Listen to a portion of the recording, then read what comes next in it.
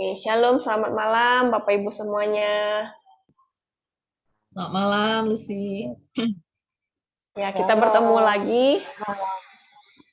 Ya, malam semua. Kita bertemu lagi di PA pada malam hari ini yang akan membahas di tema yang kedua ya dari Tulip, yaitu unconditional election, pemilihan yang tak bersyarat. Nah, untuk itu saya menghimbau kita boleh mempersiapkan diri untuk mengikuti PA hari ini. Sekali lagi, kalau ada yang ingin mempersiapkan catatannya juga boleh ya, dicatat. Sebelum itu kita akan mengangkat satu pujian dulu, kita mau nyanyi bersama-sama, kita mau katakan bahwa Tuhan Yesus itu baik dalam hidup kita. Kalau hari ini kita masih diberi kesehatan, keluarga kita masih dijaga, dilindungi, itu semua karena Tuhan Yesus yang baik. Kita akan mengangkat pujian ini bersama.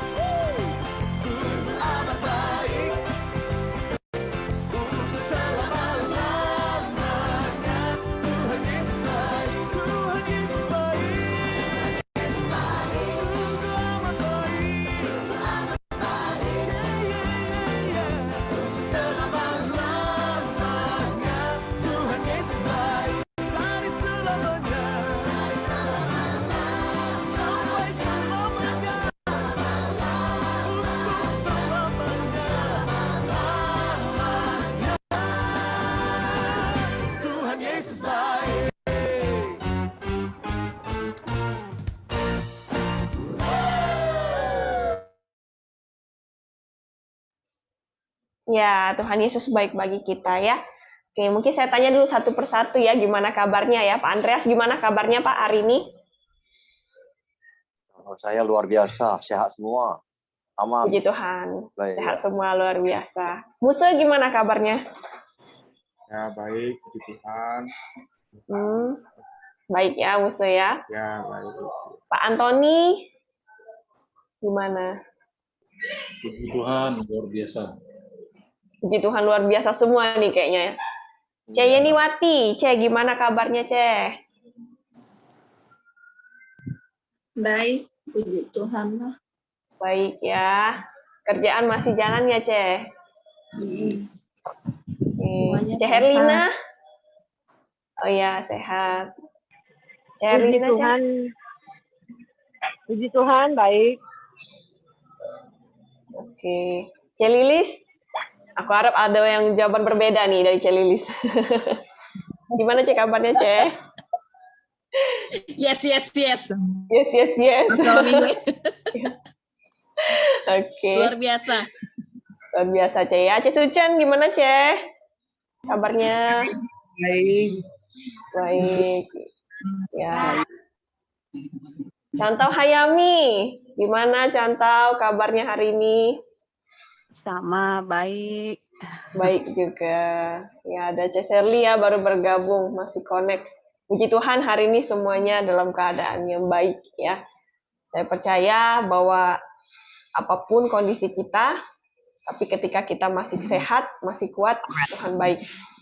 Ya, Ce Serli, selamat bergabung. Gimana Ce kabarnya hari ini?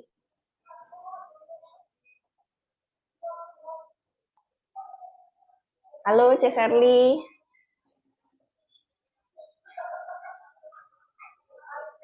Ya, mungkin baru masuk ya. Oke, nggak apa-apa. Kita akan mulai ya PA kita pada malam hari ini. Saya persilahkan saja langsung kepada Musa untuk menyampaikan. Ya, baik. Terima kasih, Lucy. Selamat malam, Pak Ibu Saudara semuanya. Ya, puji Tuhan. Ya, kita semua dalam berkat Tuhan, dilindungi oleh Tuhan. Ya, hari ini saya yakin ada hal-hal yang luar biasa yang boleh kita nikmati bersama-sama dengan Tuhan. Nah, malam ini kita mau melanjutkan kembali pembahasan kita tentang tulip, ya, doktrin keselamatan dalam teologi reform. Nah, kita masuk dalam pembahasan yang kedua, Bapak Ibu Saudara ya, materi yang kedua dari tulip, yaitu unconditional election, ya, unconditional election. Nah, atau dalam bahasa Indonesianya itu adalah pemilihan tanpa syarat, pemilihan Allah atas orang-orang pilihan yang tidak didasarkan kepada syarat ataupun kriteria tertentu. Nah, ini menarik tema ini ya, Bapak Ibu Saudara ya. Karena di sini kita akan belajar tentang apa yang menjadi alasan bagi Tuhan sehingga Tuhan itu memilih kita dan menyelamatkan kita. Nah, kita mau belajar hal ini bersama-sama. Kalau kita bicara tentang teologi reform, ya seperti yang saya katakan tadi bahwa ini adalah 5 doktrin keselamatan dalam teologi reform. Maka teologi reform itu bukan menunjuk kepada salah satu gereja yang menggunakan atribut atau nama reform. Tapi teologi reform yang kita akan belajar ini mengarah kepada teologi yang diajarkan oleh para reformator, ya, para reformator atau tokoh reformasi gereja pada abad ke-15. Nah, yaitu ada 3 tokoh yang penting dalam reformasi gereja pada abad 15 itu, 15-16 itu, yaitu Martin Luther, kemudian Ulrich Zwingli, dan juga John Calvin. Nah, Bapak Ibu Saudara, berbicara tentang topik kita hari ini, ya, berbicara tentang topik kita hari ini. Kita mengacu kepada Katekismus Westminster. Ya, dalam pengantar, dalam pembahasan yang pertama, saya menyinggung tentang buku katekisasi atau katekismus yang disusun oleh Gereja Reform untuk menggariskan ajaran-ajaran pokok di dalam Gereja Reform. Nah, berkaitan dengan tema kita, kita melihat dalam pertanyaan 20 dalam Katekismus Westminster yang mengajukan pertanyaan seperti ini. Apakah Allah membiarkan seluruh manusia binasa dalam dosa dan penderitaan? Ya, apakah Allah memang membiarkan manusia binasa dalam dosa dan penderitaan? Nah, jawaban yang juga diberikan dalam Katekismus Westminster untuk pertanyaan ini adalah Allah semata-mata berdasarkan perkenanannya sejak dari kekekalan telah memilih sebagian orang untuk menerima hidup yang kekal, memasuki suatu kovenan, perjanjian, ya, ikatan perjanjian anugerah, untuk melepaskan mereka dari kondisi dosa dan penderitaan, dan untuk membawa mereka ke dalam kondisi keselamatan oleh seorang penebus. Nah, penebus yang dimasukkan di sini jelas, ya, seperti yang dikatakan di dalam Alkitab, bahwa penebus kita itu adalah Tuhan Yesus Kristus.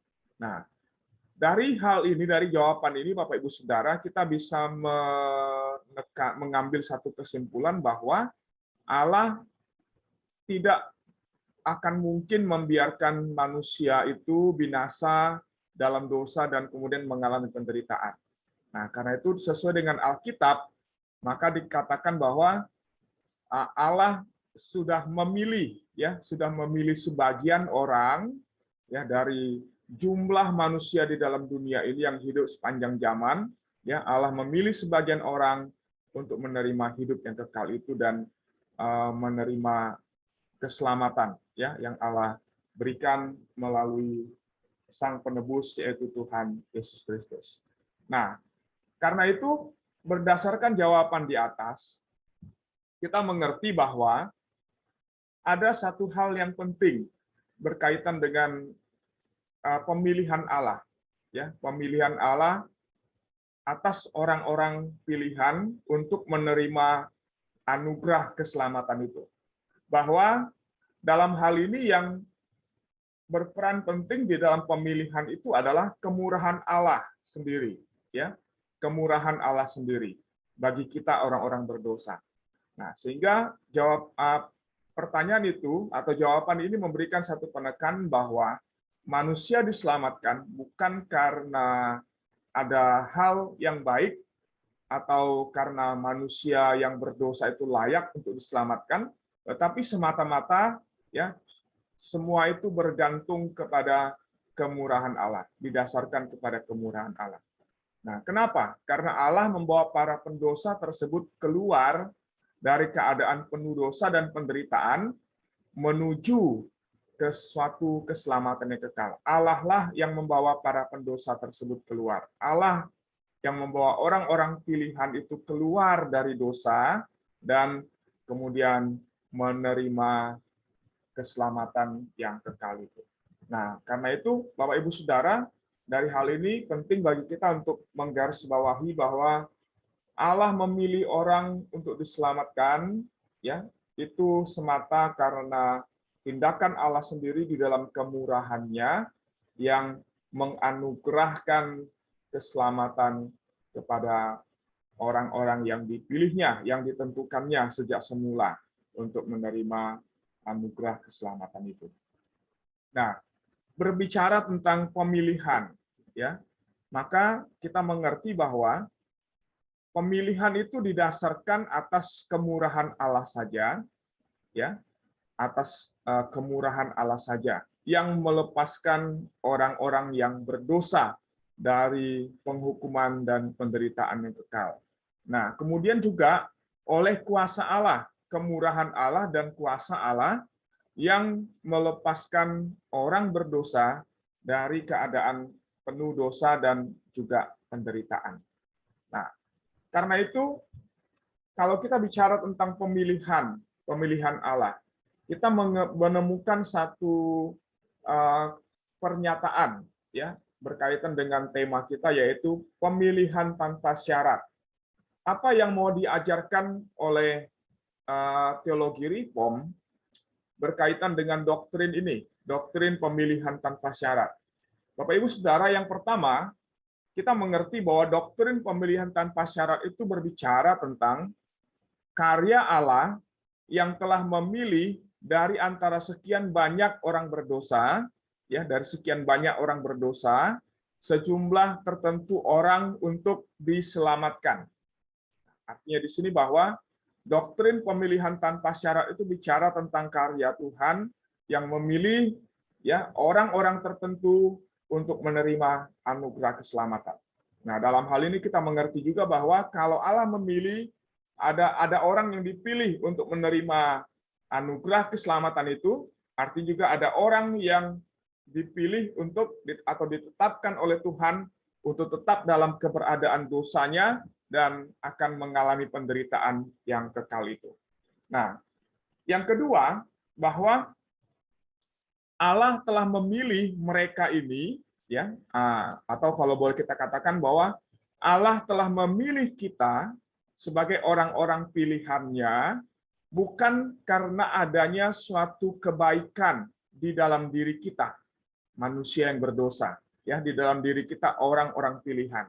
Tetapi pemilihan Allah atas mereka itu dilakukan tanpa syarat, karena ia memang tidak menentukan adanya, tidak menemukan adanya satu kondisi di dalam diri orang-orang pilihan tersebut atau orang-orang yang tidak dipilihnya, yang kemudian membuat Allah, ya, menjadikan itu sebagai satu alasan bagi Tuhan atau dasar bagi Tuhan untuk kemudian memilih untuk menyelamatkan atau tidak memilih untuk menyelamatkan.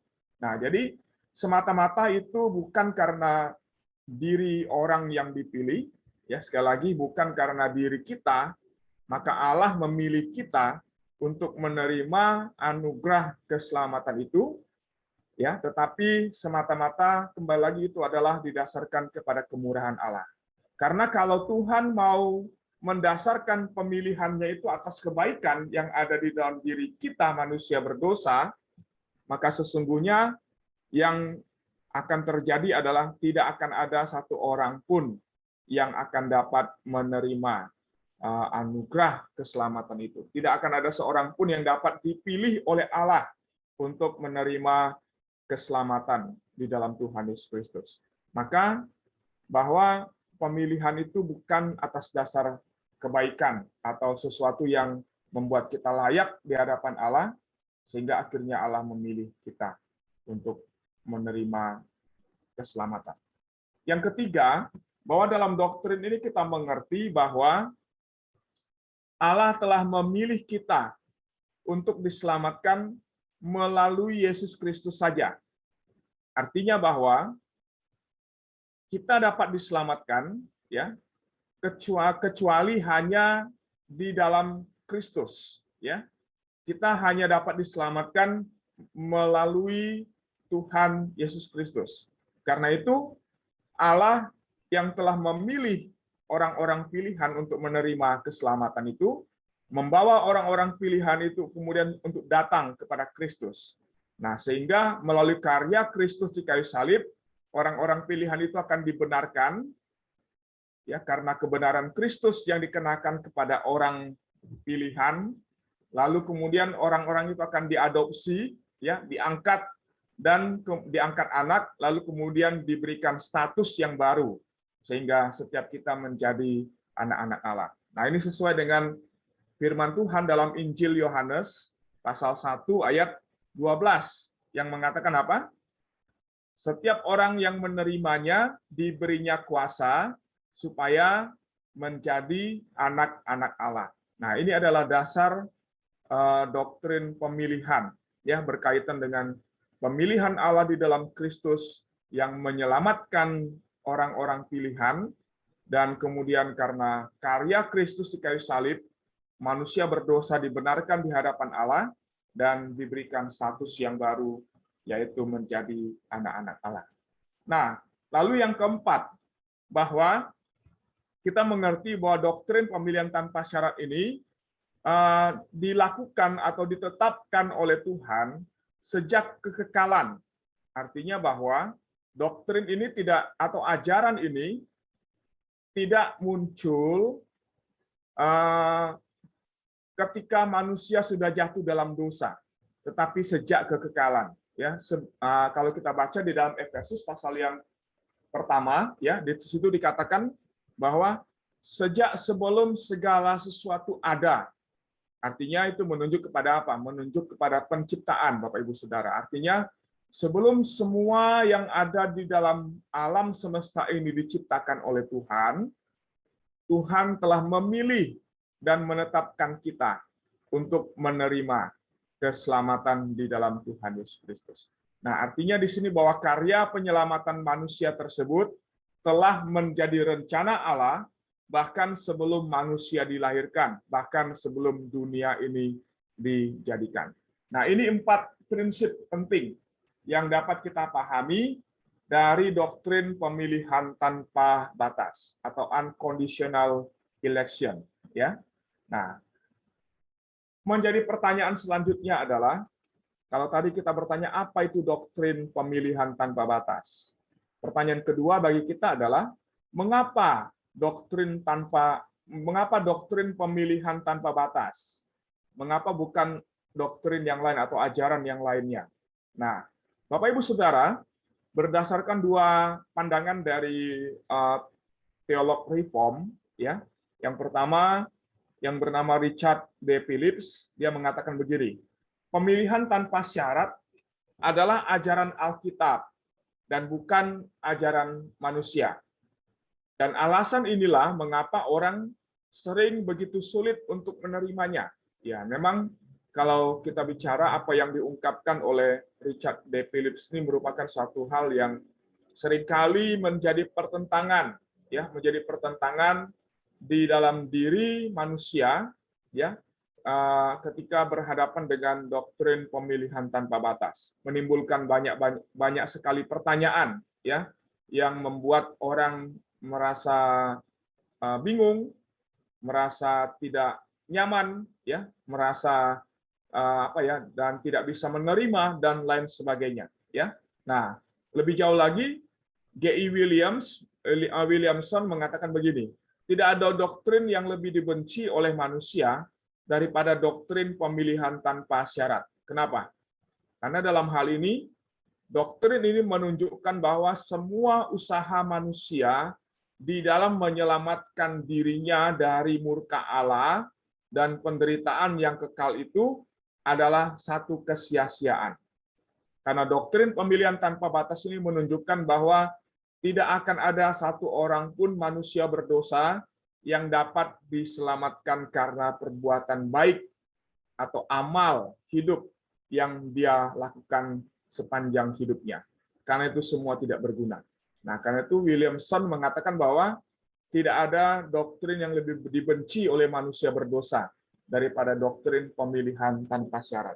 Nah, maka berkaitan dengan pertanyaan tadi, Bapak Ibu Saudara, yang penting untuk kita perhatikan berkaitan dengan doktrin pemilihan tanpa syarat, bahwa berkaitan dengan pertanyaan yang benar dan pertanyaan yang salah. Pertanyaan yang benar itu adalah pertanyaan yang di bawah, sedangkan pertanyaan yang salah itu adalah pertanyaan yang di atas. Maka adalah satu kekeliruan kalau kita kemudian mengajukan pertanyaan, ya, berkaitan dengan doktrin pemilihan tanpa syarat itu, ya, apakah kita belum mengerti atau apakah kita tidak menyukainya, ya, itu bukan pertanyaan yang tepat. Tapi pertanyaan yang tepat adalah apakah hal itu diajarkan di dalam Alkitab? Ini yang penting. Ini yang pertanyaan yang tepat. Karena seluruh doktrin yang dibangun di dalam teologi Reform tentang keselamatan itu adalah doktrin yang dirumuskan dari Alkitab firman Tuhan, ya, termasuk doktrin pembenaran tanpa syarat. Nah, karena doktrin ini adalah apa yang diajarkan oleh Alkitab kepada kita. Nanti kita akan lihat lebih jauh bagaimana Alkitab mengajarkan dengan begitu jelas kepada kita tentang pemilihan Allah yang diberikan kepada orang-orang pilihan dengan tidak didasarkan kepada syarat atau ketentuan-ketentuan yang lain sebagainya. Nah, Bapak Ibu Saudara dikasih Tuhan, Mengapa doktrin pemilihan tanpa syarat? Ya, seperti tadi dikatakan oleh Williamson bahwa tidak ada doktrin yang lebih dibenci oleh manusia berdosa daripada doktrin pemilihan tanpa syarat. Kenapa? Karena tidak ada doktrin yang lebih jelas yang diajarkan oleh Alkitab lebih daripada doktrin pembenaran tanpa syarat. Ya, karena kalau kita baca di dalam Alkitab, baik Perjanjian Lama maupun Perjanjian Baru, kita menemukan ajaran yang jelas dari Alkitab, firman Tuhan, kepada kita tentang pemilihan Allah yang tanpa syarat atas diri orang-orang pilihan yang diselamatkan. Nah, kita lihat contoh beberapa ayat Alkitab. Ya, kita bertemu dengan istilah predestinasi. Yang pertama itu dalam Efesus 1 ayat 4 sampai dengan 5. Ya, firman Tuhan berkata, Allah telah memilih kita sebelum dunia dijadikan, telah menentukan kita dari semula. Nah, kata Bapak Ibu, perhatikan, telah menentukan kita dari semula, kata ini menunjuk kepada predestinasi, ya, pemilihan Allah sejak awal, sejak semula atas diri orang-orang pilihan. Ya, jadi dalam hal ini kita menemukan bagaimana Rasul Paulus menekankan tentang pemilihan tanpa syarat yang ditentukan oleh Allah, yang dilakukan oleh Allah, menunjuk kepada satu tindakan Allah yang kekal di dalam kekekalan, ya, sejak awal, sejak semula. Nah, maka dikatakan Paulus menggunakan di situ Paulus menggunakan kata dari semula, ya. Nah, di sini kita menemukan istilah teologi reform, yaitu predestinasi, ya. Nah, Allah telah menentukan kita dari semula oleh Yesus Kristus untuk menjadi anak-anaknya. Ya, predestin dalam bahasa Inggris, ya. Kata menentukan sejak semula itu menggunakan kata predestin dalam bahasa Inggrisnya. Ya. Nah, kemudian dalam Yohanes 15 ayat 6, Injil Yohanes 15 ayat 16 mengatakan, bukan kamu yang memilih aku, tetapi akulah yang memilih kamu. Nah, perhatikan di sini. Tuhan Yesus menekankan bahwa kalau kita bisa diselamatkan, itu bukan karena kita yang memilih, tapi karena apa? Allah yang memilih kita. Maka di sini menggunakan kata akulah, aku dalam huruf besar, ya. Akulah yang memilih kamu, ya. Nah, di sini Tuhan mengatakan dengan tegas, bukan kamu yang memilih aku, tetapi akulah yang memilih kamu.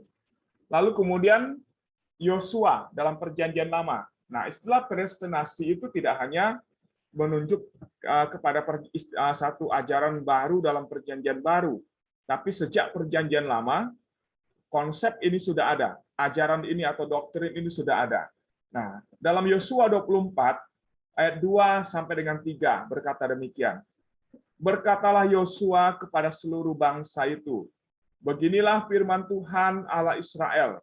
Dahulu kala di seberang sungai Efrat, disitulah diam nenek moyangmu, yakni Terah, ayah Abraham, dan ayah Nahor, dan mereka beribadah kepada Allah lain. Perhatikan, di sini menekankan konsep ataupun menekankan keadaan yang dulu, yang lama, ya, sebelum Abraham, ya, masuk dalam karya pemilihan Allah.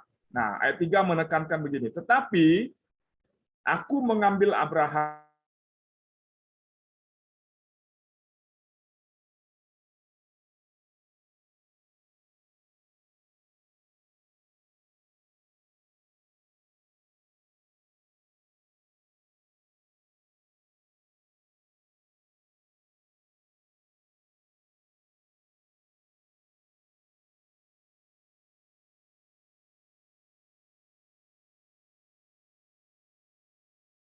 Oke, baik. Bapak, Ibu, Saudara, sorry, laptop saya tiba-tiba mati, ya. Lagi error. Ya.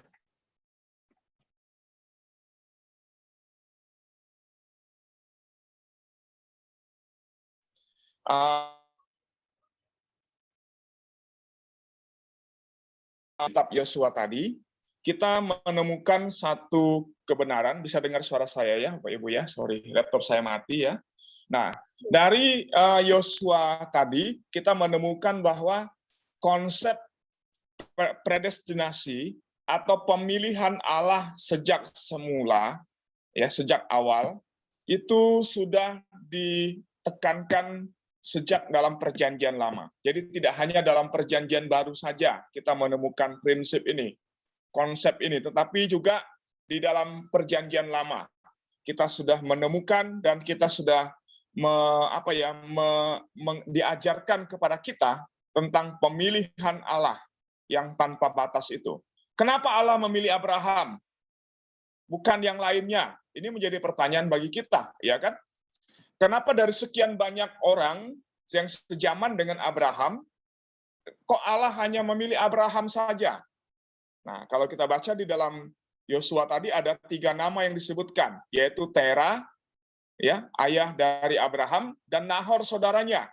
Nah, kenapa Allah tidak langsung memilih Terah saja, ayah Abraham, begitu kan? Jadi langsung pemilihan itu ditujukan kepada Abraham sendiri, ya.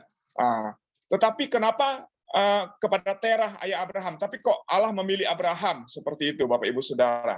Nah, ini menarik, ya, satu hal yang menarik yang kita temukan di dalam Alkitab, baik Perjanjian Lama maupun juga di dalam Perjanjian Baru, ya, berkaitan dengan pemilihan Allah sejak semula untuk membawa manusia berdosa, ya, sebagian manusia yang berdosa kepada keselamatan di dalam Tuhan Yesus Kristus. Dan kalau kita baca di dalam Kejadian 12 ayat 1 sampai dengan 2, di situ jelas sekali tentang pemilihan Allah kepada Abraham, ya, kepada Abraham, yang menunjukkan bagaimana Allah menetapkan dan memilih Abraham untuk menjadi alat di dalam tangan Tuhan untuk mengerjakan karya keselamatannya yang akan mencapai puncaknya itu di dalam diri Tuhan Yesus Kristus. Nah, Bapak Ibu Saudara, ini satu hal yang kita belajar dari firman Tuhan ini, ya, dari ayat-ayat dalam firman Tuhan. Dalam Perjanjian Lama juga itu kita dengan jelas melihat bahwa doktrin ini atau ajaran ini tidak terbantahkan, ya, karena itu sudah ditekankan sejak awal, sejak semula oleh Alkitab kepada kita. Nah, maka berkaitan dengan pertanyaan yang benar dan salah tadi, Bapak Ibu Saudara, pertanyaan yang harusnya kita tanyakan, ya, yang harusnya kita tanyakan itu adalah apakah doktrin itu atau ajaran itu diajarkan oleh Alkitab kepada kita atau tidak. Kalau tidak, berarti kita harus tinggalkan itu. Tapi karena ini diajarkan oleh Alkitab, maka artinya kita harus memilih. Ya, kita harus mengambil itu menjadi doktrin yang kita pegang di dalam diri kita, ya, di dalam hidup kita sebagai orang-orang pilihan, seperti itu. Nah, Bapak Ibu Saudara dikasih Tuhan,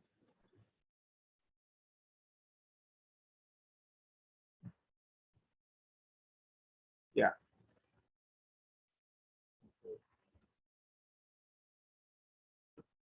Ya, baik, kita lanjutkan ya. Nah, kemudian kalau kita mengacu kepada pasal-pasal ajaran Dordrecht, nah yang kemudian nanti yang kalau sudah saya singgung dalam pembahasan sebelumnya, ya, dalam pembahasan yang pertama, bahwa doktrin Dordrecht ini kemudian akan menjadi cikal bakal dari apa yang kemudian kita kenal dengan nama tulip, ya, tulip. Nah, mengacu kepada pasal-pasal ajaran Dordrecht ini, Bapak Ibu Saudara, dalam pasal 1 ayat 6 dikatakan begini. Pemilihan ini adalah rencana Allah yang tidak berubah-ubah. Pemilihan ini adalah rencana Allah yang tidak berubah-ubah oleh Allah, ya, sebelum dunia dijadikan, dipilihnya sejumlah orang dari segenap umat manusia agar mereka memperoleh keselamatan. Orang-orang yang dipilihnya itu tidak lebih baik atau lebih layak daripada orang lain, maka pemilihan mereka terjadi atas perkenanan kehendaknya yang sama sekali bebas, hanya karena kasih karunia saja, dan berlangsung dalam Kristus yang telah ditentukannya dari kekal. Nah, Bapak Ibu Saudara, dari pasal ini, dari pasal 1 ayat 6 ini kita menemukan beberapa prinsip berkaitan dengan pemilihan tanpa batas. Ya. Yang pertama, bahwa dalam pasal-pasal Dordrecht itu ditekankan bahwa pemilihan tanpa batas itu berbicara tentang rencana Allah yang tidak berubah-ubah. Artinya didasarkan kepada ketetapan Allah yang sudah dibuat oleh Tuhan sejak awal, sejak semula, ya. Nah, dan itu tidak akan mungkin berubah atau ditentukan atau disesuaikan dengan kondisi dan situasi yang ada, ya. Rencana Allah itu kekal dan tetap akan ada selama-lamanya. Nah, maka kenapa itu adalah satu rencana yang tidak berubah? Karena sesuai dengan Efesus 1 ayat 4 sampai dengan 5 tadi yang mengatakan bahwa pemilihan itu adalah ditentukan oleh Allah sebelum dunia dijadikan, ya. Nah, sebelum dunia dijadikan. Nah, dengan dasar itu Allah kemudian memilih sejumlah orang. Kata sejumlah orang ini artinya tidak semuanya, ya, tidak semua orang berdosa itu dipilih oleh Allah untuk menjadi orang-orang pilihan untuk menerima keselamatan itu. Tapi sebagian orang, ya, sejumlah orang, kita tidak tahu berapa jumlahnya. Itu adalah dalam kuasa Allah, dalam otoritas dari Tuhan sendiri. Nah, pemilihan itu, Bapak Ibu Saudara, perhatikan, pemilihan Allah itu, ya, tidak didasarkan kepada kondisi orang pilihan yang lebih baik atau lebih layak daripada orang-orang yang tidak dipilih untuk menerima keselamatan itu. Ya, pemilihan Allah itu tidak didasarkan kepada kondisi yang baik atau kelayakan dari orang-orang yang dipilih, tetapi itu semata-mata didasarkan kepada perkenanan kehendaknya, ya, yang sama sekali bebas. Artinya Allah dalam hal ini tidak terikat, ya, tidak terikat atau tidak berhutang sesuatu, baik kepada orang yang dipilih untuk menerima keselamatan, maupun juga kepada orang yang tidak dipilih untuk kemudian ditetapkan menerima penghukuman dan penderitaan itu. Jadi Allah tidak bergantung dan tidak berhutang apa-apa kepada kita, ya, orang-orang yang dipilihnya atau kepada mereka yang tidak dipilih oleh Allah. Nah, kenapa? Karena itu semata-mata hanya didasarkan kepada kasih karunia Allah saja. Dan syaratnya adalah di dalam Kristus, ya, di dalam Kristus yang sudah ditentukan dari kekal. Artinya bahwa keselamatan itu diberikan kepada orang pilihan hanya dalam satu jalan, yaitu melalui Tuhan Yesus Kristus. Nah, berkaitan dengan prinsip ini, maka ada beberapa hal yang perlu kita perhatikan supaya kemudian kita akhirnya tidak jatuh dalam kesalahpahaman di dalam kita meresponi atau bersikap terhadap doktrin pemilihan tanpa batas. Nah, Bapak Ibu Saudara, dalam hal ini, ya, dalam hal ini Allah ingin kita, ya, menyikapinya dengan iman, dengan sikap yang benar. Nah, karena itu waspada, hati-hati, ya, karena seperti dikatakan tadi bahwa doktrin ini membuat orang tidak suka, ya, doktrin ini tidak disukai oleh banyak orang, ya, doktrin ini juga adalah sesuatu yang dibenci oleh banyak orang berdosa, banyak orang yang berdosa, ya, karena itu menelanjangi diri manusia berdosa dan menunjukkan ketidakmampuan orang tersebut untuk diselamatkan. Nah, Bapak Ibu Saudara, yang pertama, kesalahpahaman yang pertama yang perlu kita waspadai adalah supaya jangan sampai kemudian ini kemudian mengganggu pikiran kita dan membuat kita bertanya dengan pertanyaan ini.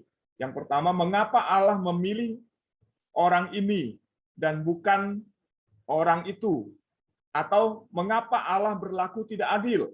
Nah, karena ya berangkat dari apa yang diajarkan dalam doktrin pemilihan di atas, ya bisa saja orang kemudian terjebak, oh Allah itu tidak adil. Kok Tuhan itu tidak pilih si A ya? Kok dia pilih si B? Gitu kan? Nah, karena ini pernah muncul pertanyaan seperti ini, ya, yang kemudian membuat orang bertanya, kok Tuhan itu tidak pilih kalau ada misalnya teman kita atau anggota keluarga kita yang tidak diselamatkan, lalu kemudian kita akan terjebak dalam pikiran ini, kok Tuhan tidak pilih keluarga saya ya? Kok Tuhan tidak selamatkan dia? Kok Tuhan selamatkan yang lain? Tuhan tidak adil, Tuhan itu jahat, Tuhan itu kejam, dan lain sebagainya. Nah, Bapak Ibu Saudara, menyikapi hal ini, saya ingin mengajak kita untuk memperhatikan bahwa yang pertama, bahwa bagi kita orang berdosa, hal ini memang akan tampak menjadi sesuatu yang tidak adil. Ya, bagi orang berdosa memang tidak adil. Ya, karena tentu orang yang berdosa itu mau membenarkan dirinya sendiri, ya. Nah, tapi kebenaran yang harus kita pahami berkaitan dengan pertanyaan yang keliru di atas tadi adalah kebenarannya adalah semua manusia layak menerima kutuk. Ya, artinya begini. Kalau Allah tidak mau menyelamatkan satu orang manusia pun, itu adalah sesuatu yang wajar. Ya, sesuatu yang wajar. Tetapi kalau Allah kemudian sesuai dengan kemurahannya dalam kasihnya, didasarkan kepada kasihnya sendiri, kemudian mau memilih sebagian orang untuk kemudian diselamatkan, lalu yang lainnya dibiarkan tetap dalam kebinasaan, itu juga tidak menjadi masalah. Karena sesungguhnya semua orang yang berdosa itu adalah layak untuk menerima kutuk, menerima hukuman yang kekal itu. Jadi kalau tidak diselamatkan pun, ya tidak menjadi masalah. Orang yang berdosa pun tidak bisa berkata, oh Allah itu tidak adil. Karena memang ya hukuman itu pantas bagi manusia berdosa. Manusia sudah memberontak dan tidak taat kepada Allah. Kan begitu kan? Nah, maka dalam hal ini kita mengerti bahwa Allah tidak berbuat tidak adil terhadap mereka. Ya, Allah tidak berbuat tidak adil terhadap mereka jika Ia menjatuhkan hukuman kepada mereka yang layak menerimanya. Sementara juga menunjukkan kemurahan kepada mereka yang tidak layak memperolehnya. Jadi, kalau Allah memilih kita untuk menerima anugerah keselamatan itu tetap menunjukkan bahwa Allah itu adil. Dia itu benar, karena dia bertindak sesuai dengan kebenaran dan keadilannya. Ya, sesuai dengan otoritas dan kuasa yang ada di dalam dirinya. Atau kalau Allah menetapkan yang lain untuk tidak diselamatkan, itu juga adalah dalam keadilan dan kebenaran Allah. Karena sebagai manusia yang berdosa, yang pantasnya dihukum, menerima kutuk akibat dosa yang kita lakukan dalam hidup ini, seharusnya tidak ada kesempatan bagi kita untuk protes. Dan memang tidak layak untuk memprotes Tuhan yang benar atas tindakannya membenarkan orang-orang pilihan untuk menerima anugerah keselamatan itu. Nah, Bapak Ibu Saudara, berkaitan dengan hal ini, Matius 20 ayat 15 berkata demikian. Tidakkah aku bebas mempergunakan milikku menurut kehendak hatiku? Atau iri hatikah engkau karena aku murah hati? Nah, ini pertanyaan retoris yang Tuhan Yesus ajukan ya kepada orang banyak yang memprotes pada waktu itu, ya. Nah, Tuhan katakan, tidakkah aku bebas mempergunakan milikku menurut kehendak hatiku? Atau iri hatikah engkau karena aku murah hati? Sebenarnya tanpa kita sadar, Bapak Ibu Saudara, apa yang dilakukan oleh Allah ini sebenarnya adalah sesuatu yang biasa kita lakukan dalam kehidupan kita, dalam keseharian kita. Contoh simpelnya begini, Bapak Ibu Saudara. Saya mempunyai beberapa saya mempunyai satu set spidol, misalnya, contohnya begitu ya. Saya punya satu set spidol. Nah, saya ketika ingin mempergunakan spidol yang ada itu, saya bebas untuk menentukan dan memilih warna apa yang mau saya gunakan dari misalnya 12 warna spidol yang ada. Ya kan? Dan kalaupun saya memilih misalnya warna biru dibandingkan dengan 11 warna yang lainnya, Bapak Ibu Saudara, spidol yang lain, yang warna lain tidak mungkin bisa protes dan tidak punya hak untuk protes, begitu kan? Kenapa kamu hanya pilih yang biru? Kok tidak pilih kami yang warna yang lain? Kok tidak pilih aku merah, hijau, kuning, dan lain sebagainya? Itu contoh simpelnya seperti itu. Atau begini, kita misalnya punya 2 orang teman, gitu ya, Bapak Ibu Saudara ya, kita punya 2 orang teman. Lalu kemudian dari 2 orang teman itu, kita kemudian mau membuat membuat satu rencana dengan salah seorang dari antara mereka. Nah, tentu ya saya pikir tidak ada alasan bagi teman-teman itu kalau misalnya saya memilih si A, bukan si B, kemudian untuk protes, kok kamu pilih dia, kok tidak pilih aku, gitu kan? Itu kan adalah haknya saya, ya. Semua itu bergantung kepada saya untuk memilih siapa yang mau saya jadikan sebagai teman untuk kerjasama, gitu kan? Nah, jadi sebenarnya ketika kita memprotes Allah dengan mengatakan Allah itu tidak adil, kok pilih si A, tidak pilih si B untuk diselamatkan, kok memilih si A menerima anugerah keselamatan, sedangkan si B dibiarkan binasa. Allah itu tidak adil. Nah, sebenarnya kita sedang tanpa sadar kita sedang menuduh diri kita sendiri dengan mengatakan bahwa sebenarnya kita juga seringkali berlaku tidak adil dalam praktek keseharian kita, gitu kan?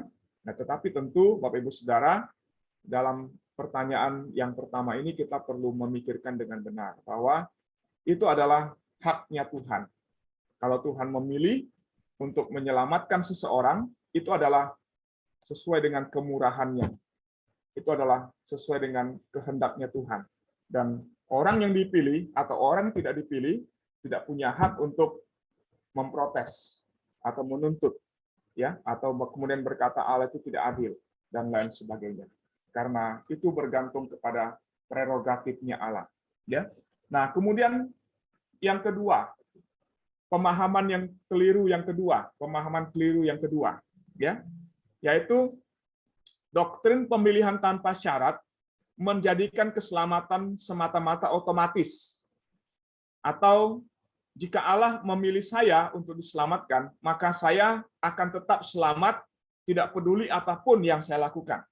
Nah, dalam hal ini terkandung satu pembenaran diri dari manusia yang berdosa, yang mengatakan begini, oh kalau saya adalah orang pilihan, artinya bahwa sekali Allah pilih saya, maka selamanya akan selamat. Betul, itu pemilihan yang tetap, yang tidak akan berubah-ubah. Tetapi, Bapak Ibu Saudara, kita harus mengerti bahwa itu tidak boleh kemudian menjadikan satu alasan dari diri kita untuk kemudian berkata, oh karena saya orang sudah dipilih untuk diselamatkan, maka saya bebas untuk hidup sesuka hati saya. Karena pasti, bagaimanapun saya hidup, saya pasti sudah diselamatkan dan akan menerima kesempurnaan dari keselamatan itu kelak. Nah, ini hati-hati dengan pikiran yang seperti ini, supaya kita jangan sampai terjebak di dalam pemikiran yang keliru. Ya, nah, Bapak Ibu Saudara, apa yang diungkapkan di atas ini adalah satu reaksi umum dari orang berdosa, tapi keliru, ya, tapi keliru. Kenapa? Karena Alkitab tidak pernah mengejarkan bahwa manusia akan diselamatkan secara otomatis. Artinya begini, satu kali dipilih, ya hidupnya tidak benar pasti selamat. Itu tidak mungkin, ya, karena kepemilihan Allah, ya, dengan keselamatan itu pasti akan berjalan lurus, ya, berjalan lurus dengan hidup dari orang yang sudah diselamatkan itu. Artinya orang yang dipilih menerima keselamatan pasti hidupnya akan bersesuaian dengan keselamatan yang sudah dia terima dalam hidupnya. Nah, karena Alkitab juga tidak mengajarkan bahwa manusia akan diselamatkan tidak peduli seperti apa mereka hidup. Ya, ini adalah apa yang ditekankan di dalam Alkitab kepada kita.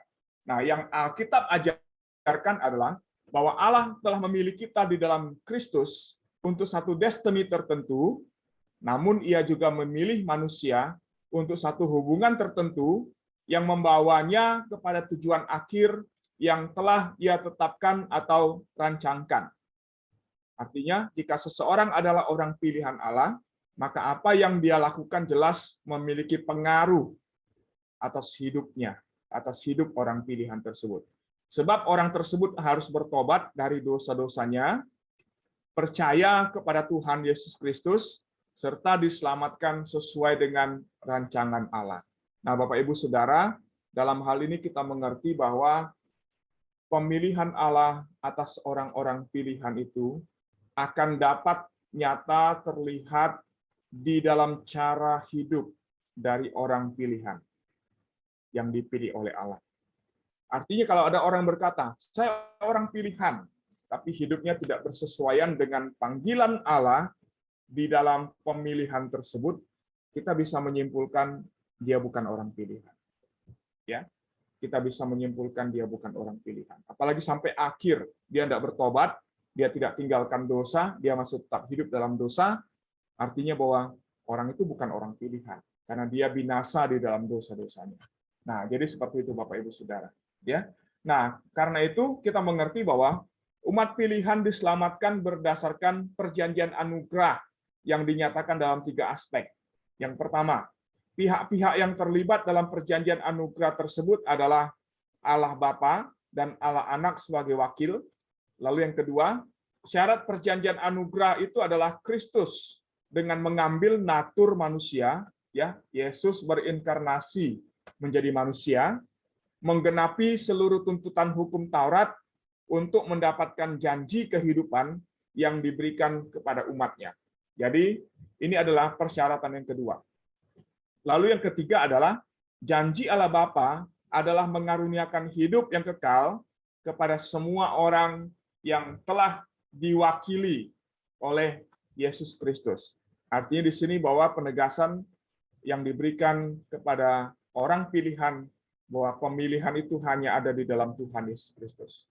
Semua yang ada di dalam Kristus, yang percaya kepada Kristus sebagai Tuhan dan Juru Selamatnya, itulah orang-orang yang merupakan orang-orang yang dipilih oleh Allah, ya, untuk menerima anugerah keselamatan itu. Nah, Bapak Ibu Saudara, jadi kesimpulannya bagi kita adalah hanya di dalam persekutuan dengan Kristuslah orang berdosa dapat menerima berkat keselamatan, sehingga tidak ada seorang pun yang dapat menerima berkat tersebut. Perhatikan, garis bawahi kata-kata yang terakhir ini, kalimat terakhir ini ya. Sebelum ia bertobat, percaya dan menerima Tuhan Yesus Kristus. Karena ini adalah tanda keselamatan. Ya, 3 hal ini adalah tanda keselamatan yang dikaruniakan Allah kepada kita, orang-orang pilihannya, yaitu pertobatan. Pertobatan ini bicara tentang penyesalan akan dosa-dosa kita dan komitmen untuk hidup meninggalkan dosa, lalu kemudian percaya kepada Kristus sebagai satu-satunya Tuhan dan Juru Selamat, dan menerima Yesus tinggal dalam hidup kita. Ya, ini adalah 3 tanda pertobatan, 3 tanda keselamatan, 3 tanda keselamatan yang harus muncul, kelihatan di dalam diri orang-orang pilihan Allah. Nah, jadi berangkat dari hal ini, kita dapat menyimpulkan bahwa apa yang merupakan anggapan di atas tadi, ini adalah satu kekeliruan, ya, satu hal yang keliru. Karena tidak bisa dikatakan bahwa bagaimanapun kita hidup, kita pasti akan diselamatkan. Tidak, karena pemilihan Allah itu akan membawa manusia kepada 3 tanda pertobatan yang disebutkan di dalam bagian ini. Pertobatan, ya, 3 tanda keselamatan ya. Pertobatan, percaya, dan menerima Tuhan Yesus Kristus. Nah, ini yang kedua. Lalu yang ketiga, Bapak Ibu Saudara. Yang ketiga. Jika saya tidak terpilih, maka saya tidak dapat berbuat apa-apa, betapapun saya ingin diselamatkan. Ya, kalau kita perhatikan sekilas, pernyataan ini sangat rohani sekali. Ya, pernyataan ini sangat baik sekali. Ya, seolah-olah kita memahami bahwa di dalam diri kita itu ada satu keinginan, di dalam diri manusia sudah jatuh dalam dosa itu ada satu keinginan untuk diselamatkan. Ya, nah, tapi benarkah seperti itu, Bapak Ibu Saudara? Ya, pemikiran semacam ini terdengar logis bagi akal manusia yang memang telah digelapkan oleh dosa, dan bisa dikatakan ini sebagai pembenaran diri. Artinya begini, kalau saya tidak dipilih, kalau saya tidak diselamatkan, ya berarti itu adalah tanggung jawab dari Tuhan. Karena saya rindu untuk diselamatkan, tapi Allah tidak mau selamatkan saya. Nah, tapi benarkah seperti itu? Nah, apa yang dikatakan Alkitab kepada kita, ini menyatakan kebenaran yang tidak dapat disangkal. Ya, bahwa yang pertama, tidak ada seorang manusia pun yang ingin diselamatkan menurut cara yang dituntut Allah, kecuali Allah memberinya hati baru. Artinya begini, ya. Tidak ada satu orang pun yang dapat memiliki hati yang rindu untuk diselamatkan oleh Allah, kecuali itu diberikan oleh Allah di dalam hati kita. Kerinduan itu, keinginan itu dimunculkan oleh Tuhan di dalam hati kita. Jadi kembali lagi bahwa sumbernya itu adalah Allah sendiri yang membuat manusia dan mendorong menggerakkan hati manusia untuk datang kepada Yesus, bertobat, ya, dan menyerahkan hidupnya kepada Kristus. Itu adalah karya Allah, ya. Jadi bukan karena keinginan manusia. Nah, Alkitab juga mengajarkan bahwa tidak seorang pun manusia yang bersedia untuk datang kepada Kristus. Ya, kita melihat dengan jelas bagaimana ya manusia yang berdosa itu tidak akan mungkin datang kepada Tuhan Yesus. Ya, dalam kesaksian yang diberikan oleh Injil kepada kita menunjukkan hal itu. Bagaimana orang-orang yang sejaman dengan Yesus menolak Yesus kan, sampai kemudian menyalibkan Dia. Mereka tidak mau percaya, mereka tidak mau menerima Dia. Tapi orang-orang yang dipilih oleh Kristus menjadi murid-muridnya, merekalah yang datang kepada Kristus dan menerima Kristus dalam hidup mereka. Dan selama Yesus ada dalam dunia dan ketika Yesus sudah tidak lagi di dalam dunia, ya, mereka tetap menjadi pengikut Kristus yang setia. Nah, itu dia. Orang-orang yang dipilih oleh Kristuslah yang menjadi pengikutnya. Yang lainnya tetap di dalam kekerasan hati, tidak mau datang kepada Tuhan Yesus dan menolak Yesus, bahkan menyalibkan Yesus. Nah, ketidaksediaan mereka untuk datang kepada Kristus disebabkan oleh pilihan mereka sendiri yang berdosa. Jadi kenapa di dalam diri manusia berdosa tidak ada keinginan, tidak ada kemampuan untuk datang kepada Kristus, memilih Yesus menjadi Tuhan dan Juru Selamatnya? Karena memang dosa yang menggelapkan hati manusia itu membuat manusia itu tidak dapat memilih yang baik, ya, memilih yang baik di antara yang baik dan benar yang dihadapkan kepada mereka. Nah, Bapak Ibu Saudara, dalam hal ini kita memahami bahwa destiny akhir atau tujuan akhir dari hidup manusia itu adalah mereka yang tiba di sorga akan berkata, saya berhutang kepada Allah atas semua ini. Sungguh saya tidak layak menerimanya, namun Allah telah menerima saya. Hanya bagi Dialah segala pujian. Hanya ini yang dapat diungkapkan oleh manusia atau orang-orang yang dipilih oleh Allah untuk menerima anugerah keselamatan itu.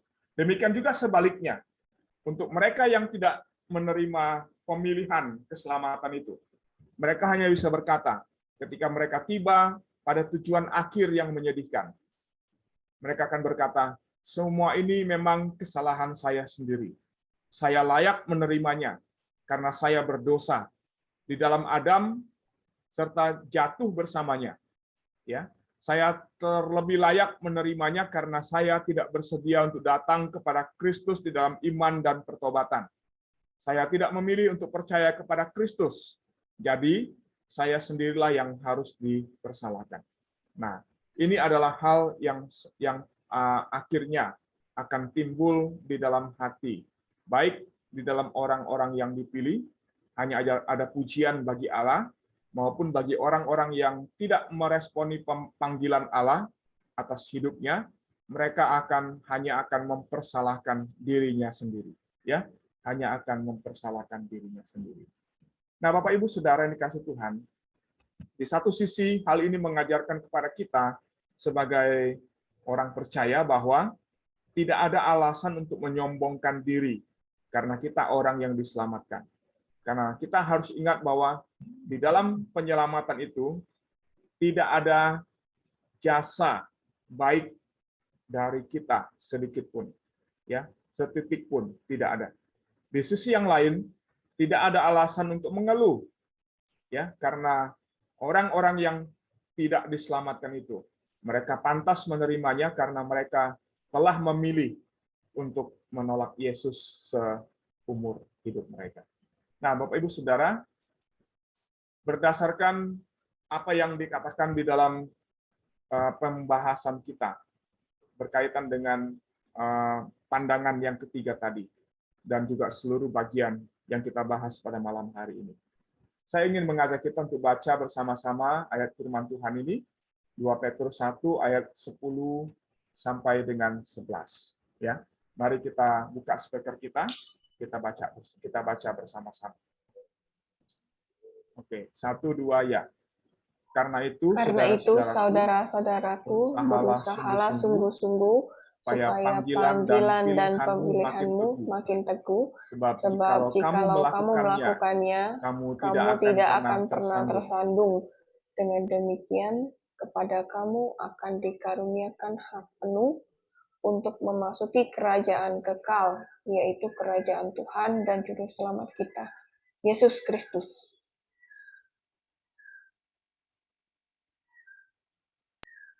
Ya, sorry, laptop saya mati lagi ya. Nah, jadi Bapak Ibu Saudara, dari hal ini kita belajar ya dari teks firman Tuhan dalam 2 Petrus ya. Tadi kita belajar bahwa Petrus mengingatkan kepada kita sebagai orang yang dipilih Allah. Kita diingatkan artinya bahwa ingatlah bahwa kalau kita sudah diselamatkan, menerima pemilihan Allah yang membawa kita kepada keselamatan itu, kita harus tetap berjuang dan berusaha di dalam hidup kita yang sudah diselamatkan ini untuk hidup semakin berkenan kepada Tuhan, ya. Hidup semakin berkenan kepada Tuhan. Karena Allah memilih kita dan menyelamatkan kita untuk hidup bersesuaian dengan panggilan dan kehendaknya atas diri kita sebagai orang-orang yang dipilih oleh Allah. Karena itu, jangan lagi hidup sesuka hati kita, tapi hiduplah sesuai dengan panggilan Allah. Dan kerjakanlah keselamatan itu dengan sungguh-sungguh dalam kehidupan kita. Di dalam kekudusan, di dalam takut akan Tuhan. Ya, Bapak Ibu Saudara, kita patut bersyukur kepada Tuhan yang sudah memilih kita, memanggil kita, dan menyelamatkan hidup kita. Karena itu ucapan syukur kita, ucapan syukur yang benar di hadapan Allah adalah hidup dalam kekudusan dan kebenaran Tuhan. Mari terus kita perbaiki diri kita, terus kita belajar untuk memberikan yang terbaik bagi Tuhan dari hidup kita yang sudah diselamatkan ini. Ya, terus layani Tuhan, ya, dan kerjakanlah panggilan itu dengan sungguh-sungguh dalam hidup kita sebagai anak. Amin. Demikian yang saya sampaikan untuk kita pada malam hari ini. Silakan Bapak Ibu Saudara, kalau ada yang mau bertanya, saya persilakan. Serli Muse. Menanggapi apa yang sudah saya sampaikan, silakan. Serli mau tanya Muse. Iya, Cek, silakan. Kedengeran ya? Iya. Muse. Aduh, pertanyaan ini agak gimana ya? Oke. Di Efesus kan tadi Muse katakan Allah telah memilih kita sebelum dunia dijadikan ya. Berarti Allah memilih ada sejumlah orang yang dipilih dan juga sejumlah orang tidak dipilih ya, Muse, begitu ya? Ya, yang ditentukan untuk binasa. Ya. Nah, jadi Muse ya, sia-siakah kita Muse, kita misalnya mendoakan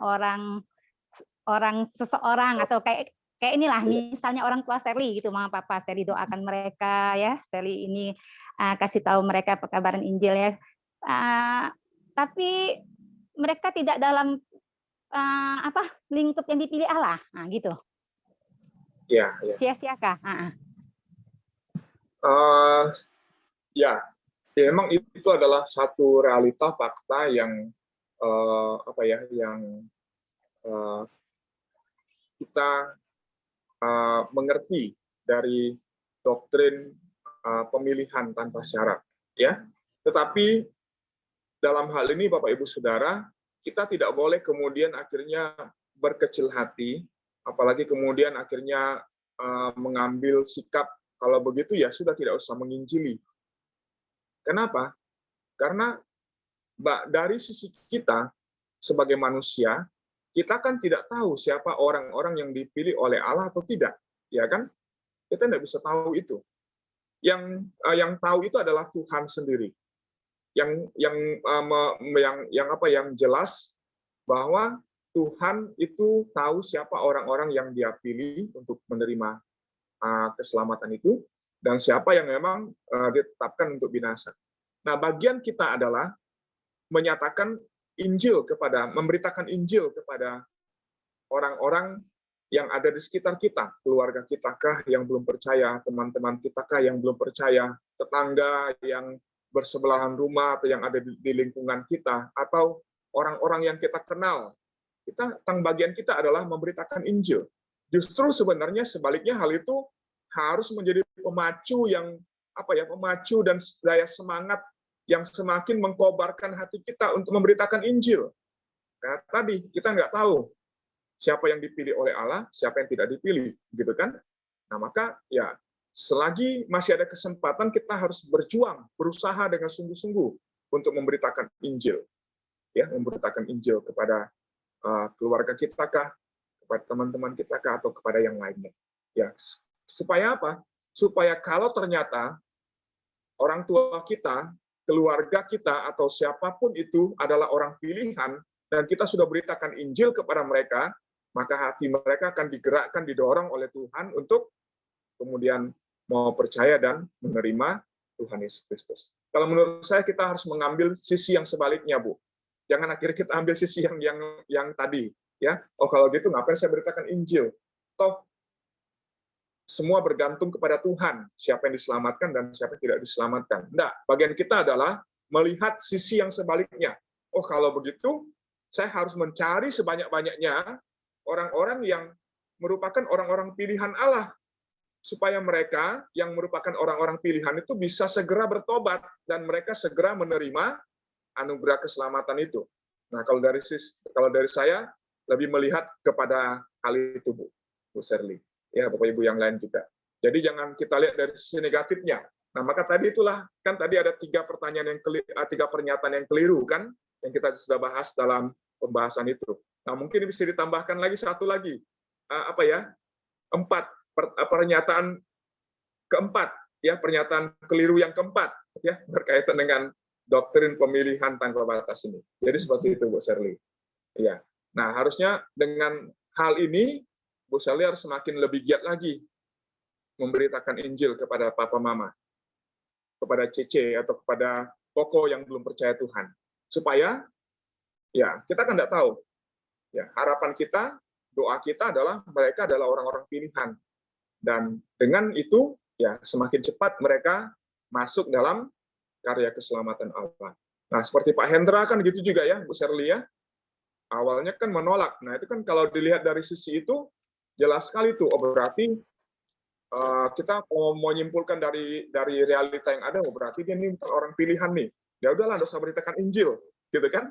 Nah, semakin kita menunda, semakin lama dia akan mendapat kesempatan dan kemudian meresponi keselamatan itu. Nah, jadi kalau saya sih ya kembali lagi melihat sisi yang sebaliknya, Bu. Jadi seperti itu. Ya, Mu'use. Ngerti, Mu'use. Cuman kadang sebagai manusia ya, Mu'use ya, kadang Sally juga mempertanyakan dengan Tuhan. Ya, Sally berharap mereka bisa terima Tuhan, mereka bisa dipilih Tuhan. Tetapi seandainya tidak pun, sedih hati gitu, Mu'use. Nah, itu yang jadi gimana ya, Mu'use ya? Beban Sally gitu, Mu'use. Ya. Hati, ada kesedihan dalam hati kita kalau ternyata sampai akhir kita menemukan, wah ternyata orang-orang kita kasih itu bukan orang-orang pilihan. Tapi kembali lagi bahwa ya sebagai manusia yang berdosa, kembali bahwa itu adalah sepenuhnya bergantung kepada Tuhan. Kita tidak punya hak untuk kemudian mengatakan, wah berarti Tuhan tidak adil, berarti Tuhan tidak sayang, berarti Tuhan tidak peduli. Bukan. Tuhan peduli dan Tuhan mengasihi. Tapi tetap itu di dalam kehendaknya, di dalam kemurahan hatinya bagi masing-masing kita. Maka kalau kita adalah orang pilihan, harus kita bersyukur. Kita ada di dalam jalan keselamatan itu, harusnya kita bersyukur. Nah, dari sekian banyak orang di dalam dunia ini, dari segala zaman, kita termasuk salah satu di antaranya orang-orang yang dipilih oleh Allah untuk menerima anugerah keselamatan. Nah, jadi kalau menurut saya lebih baik dari sisi kita mengambil sikap yang berpikir positif saja. Saya akan berusaha sampai akhir untuk memberitakan kasih Tuhan kepada keluarga yang saya kasihi, supaya mereka yang merupakan orang-orang pilihan segera dapat berada di dalam garis pemilihan Allah dan menerima keselamatan itu. Ya, kalau saya lihat dari sisi itu saja, Bu Sherly. Iya. Oke, Mu'use, makasih penjelasannya. Titip doa lah untuk teman-teman. Pada dasarnya sih Mama sama Papa kemarin sudah gimana ya? Sudah welcome lah kayaknya ya. Mungkin karena ada dorongan dari Koko, Cece yang belum percaya, jadi mereka down kembali gitu. Nah, minta tolong doain lah Mu'use dan teman-teman. Makasih ya Mu'use ya. Sally pamit dulu Mu'use, Sally mau tutup toko. Makasih ya Mu'use ya. Ya, sama-sama Bu. Oke, ya. Oke. Ya, baik, nanti kita doakan sama-sama ya, Bapak Ibu Saudara ya. Bapak Mama. Ada lagi, silakan.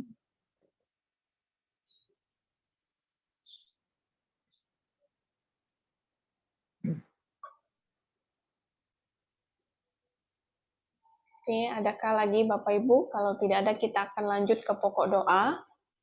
Mendoakan kita semua yang ada di sini maupun juga C. Sherly tadi ya, keluarganya, untuk orang tua C. Sherly. Ada? Kalau tidak, kita akan masuk dalam doa. Selain dari C. Sherly tadi, adakah di antara kita yang ingin juga didoakan supaya kita berdoa bersama-sama? Doain Bapak saya supaya juga terus dilembutkan hatinya. Ya, untuk Bapak C. Sucen ya. Sudah mau ikut ibadah kan, Ke? Bapak kan? Ya Mu'use, puji Tuhan. Tuhan, ya, kita terus doakan. Ya, sebenarnya Papa Mama Bu Sherly, kalau dari yang kami layani kemarin, mereka sudah terbuka sekali. Sudah sangat ini, mereka pun ketika diajak berdoa, mengaku percaya terima Tuhan, mereka sudah mau, mereka sudah didoakan dan sudah ini. Hanya mungkin ya pengaruh tadi, itulah ya yang perlu kita terus doakan untuk keluarga kita supaya beban dunia ini tidak menghimpit dan tidak mengecilkan iman. Juga termasuk diri kita sendiri, supaya beban dunia ini tidak mengecilkan dan menghimpit iman kita sehingga iman kita tidak bertumbuh dalam Tuhan. Gitu. Ya, oke ya, silakan Misi. Ya, yang ketiga doakan untuk kesehatan Pak Andreas ya, sakit mah. Supaya Tuhan tolong ya Pak ya, tidak kambuh lagi. Ya, ada lagi dari Bapak Ibu Saudara sebelum kita masuk ke dalam pokok doa? Ya, doakan semua lagi kambuh migrennya, lagi sakit kepala. Doakan C. Eli, tadi udah selesai operasi. Ya, Tadi informasinya sudah sadar. oh puji Tuhan ya. Berarti lancar operasinya ya, contoh. Lucy, saya minta tolong. Iya, Tolong doakan saya juga ya, Lucy sakit Iya. ini suka asam lambung naik. Sekarang gimana, Asam lambungnya suka naik. Iya, tadi sore masih naik ke tenggorokan. Makan obat dia agak mending sudah. Iya, kita doakan supaya cepat pulih, sehat. Ya, nanti saya akan bagi ya pokok doanya ya. Ada lagi yang mau didoakan? Doakan semu, Lucy. Ya, semu ya. Semu sakit migrain ya. Kakinya saya. Pak Tamrin ya, oke. Bu Yetme. Bapak Tamrin ya. Bu Yetme. Siapa yang kakinya sakit? Pak Tamrin ya? Ibu Yetme. Oh, Ibu Yetme ya, Pak ya. Ya. Oke, saya akan bagi ya pokok doanya untuk kaum bapak pria dan juga kaum ibu wanita ya. Untuk yang bapak-bapak dan kaum pria doakan untuk orang tua dari Ibu Sherly dan juga papa dari Jesucen yang belum percaya, maksudnya yang ini ya supaya imannya dikuatkan lagi oleh Tuhan dan boleh menerima Tuhan Yesus. Orang tua Ibu Sherly, Papa Jesucen, dan doakan untuk semu yang sakit migrain. Untuk ibu-ibu dan kaum wanita, doakan untuk kesehatan Pak Andreas, kesehatan Ibu Elis, ya, juga Ibu Yekme yang sakit tadi ya. Doakan juga untuk pemulihan dari Celi yang selesai operasi, supaya Tuhan yang semakin pulihkan. Ingat ya, Bapak Ibu ya. Yang untuk bapak-bapak doakan untuk orang tua Ibu Sherly, papa dari Jesucen, dan doakan untuk semu. Yang ibu-ibu doakan untuk Pak Andreas, Ibu Elis, dan Ibu Yeme, serta Celi yang selesai operasi. Oke, untuk pokok doa yang ada, kita akan berdoa secara bersama-sama. Nanti minta dengan kasih Muse Ferry ya untuk tutup kita dalam doa, sekalian ditutup dengan doa Bapa kami. Mari kita bersatu di dalam doa. Ya, Bapak dalam surga, kami bersyukur malam hari ini untuk firman-Mu dan kiranya itu terus kami dalam dan hamba-Mu berdoa untuk Bapak dari Bu Sri, kami terus Meli, Tuhan Engkau menjamah menemukan kesehatannya, bagian kakinya, dan kiranya hatinya yang sudah kembali ke teman yang semula. Tolonglah di dalam menghadapi situasi dan keadaan yang kemudian mereka menjadi lemah. Terus menikmati sukacita daripada Tuhan. Selamatkan. Berdoa juga memilih mereka untuk menerima. Papa dari Sherly, kiranya Engkau juga menolong. Percaya kepada Tuhan. Keluarganya semua, kerinduannya mereka. Walaupun ada. Supaya mereka boleh menerima Engkau sebagai juru selamat dalam hidup mereka. Kami berdoa lewat dari Sherly dengan kesaksian hidup dan juga lawat apapun yang dia sampaikan kepada keluarganya hidup dengan cara Tuhan sendiri. Tuhan pasti akan komitmen mereka semua juga untuk kesehatannya sehingga Kau yang menolong berikan kesehatan dan semua istirahat makan minum bagi konsumsi seumur hidupnya Bang. Semua boleh menikmati kesehatan dan kembali pada Tuhan. Terus berdoa untuk Celi, semoga pasca operasi, Tuhan tolong sehatkan juga penyembuhannya. Maka bisa kembali. Terima kasih Tuhan. Dalam nama Yesus Tuhan. Amin. Bapa dalam surga, terima kasih Tuhan untuk apa yang boleh kami pelajari firman Tuhan yang kembali menguatkan, meneguhkan hati kami. Kiranya ini semakin mendorong kami dan semakin menggerakkan hati kami ya Tuhan. Supaya kami bertekun dan bersetia mengikut Tuhan. Demikian juga semakin bertekun dan bersetia untuk mencari jiwa-jiwa yang diselamatkan. Tuhan kami berdoa, Tuhan yang menolong, Tuhan campur tangan. Tuhan juga teguhkan hati kami untuk keluarga kami semuanya. Biar kiranya hati kami tetap untuk keluarga kami memberitakan kasih Tuhan kepada mereka. Dan Tuhan teguhkan, kuatkanlah hati setiap kami anggota keluarga kami, jemaat-Mu yang sudah percaya kepada Tuhan, supaya kiranya tetap teguh di dalam Tuhan, dan terus hidup di dalam Tuhan. Terima kasih Bapa yang baik. Kami berdoa untuk setiap jemaat-Mu dalam segala kelemahannya, biar Tuhan juga berkati. Tuhan pulihkan, sembuhkan dari sakit mereka. Tuhan yang melawat, sehingga hamba-hamba-Mu boleh dipulihkan, disembuhkan oleh Tuhan. Kami juga berdoa menyerahkan untuk khususnya untuk Eli, kami topang dalam tangan Tuhan, dalam pemulihan pasca operasi. Biar Tuhan juga tolong anak-Mu, sehingga boleh pulih cepat ya Tuhan, dan operasi yang dijalani sudah berhasil, dalam pemulihan juga boleh semakin menikmati kesembuhan, pemulihan yang Tuhan berikan kepadanya. Terima kasih Bapa yang baik, kami serahkan kehidupan kami sepanjang malam hari ini, biarlah kiranya Tuhan juga terus menyertai dan memberkati kami semuanya. Terpujilah nama-Mu ya Bapa, kami berdoa, kami bersyukur kepada Tuhan. Kami naikkan doa kami, hanya demi nama Tuhan Yesus Kristus yang mengajarkan kami berdoa demikian. Bapa kami yang di sorga, dikuduskanlah nama-Mu, datanglah kerajaan-Mu, jadilah kehendak-Mu di bumi seperti di sorga. Berikanlah kami pada hari ini makanan kami yang secukupnya, dan ampunilah kami akan kesalahan kami, seperti kami juga mengampuni orang yang bersalah kepada kami. Dan janganlah membawa kami ke dalam pencobaan, tapi lepaskanlah kami daripada yang jahat. Karena Engkaulah yang punya kerajaan, dan kuasa, dan kemuliaan sampai selama-lamanya. Amin. Amin, amin. Selamat malam Bapak Ibu Saudara semua. Terima kasih untuk Muse. Malam Semua. semuanya. Tuhan berkati. Selamat malam semuanya. Saya tutup ya. Ya.